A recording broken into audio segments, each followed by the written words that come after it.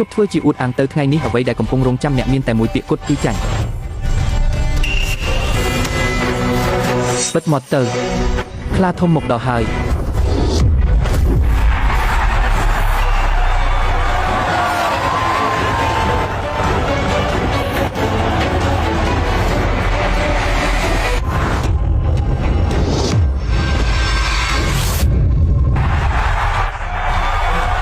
អ្វី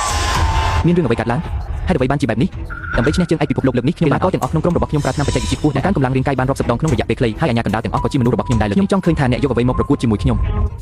អ្នកពិតជាថោកទាបហើយយ៉ាងម៉េចឲ្យតែឈ្នះបានគឺគ្រប់គ្រាន់ចលនាដាច់ខាត